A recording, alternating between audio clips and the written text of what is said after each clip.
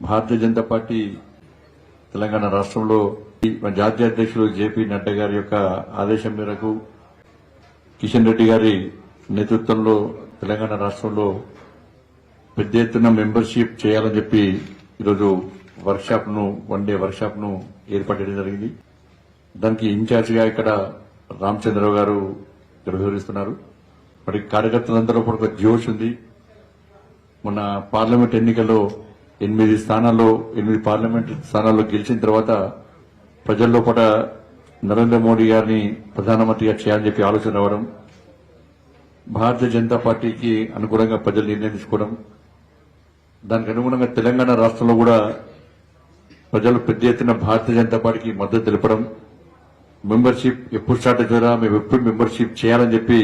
ప్రజలందరూ ముఖ్యంగా యువత మహిళలందరూ ఆలోచిస్తున్న తరుణంలో మొన్న ఎన్నికల సందర్భం కూడా చాలా ప్రాంతాల్లో మేము భారతీయ జనతా పార్టీ మెంబర్షిప్ తీసుకోవాలనుకుంటున్నామని చెప్పి చాలా మంది కోరడం, కాబట్టి దానికి అనుగుణంగా ఈ రోజు మెంబర్షిప్ అభియాన్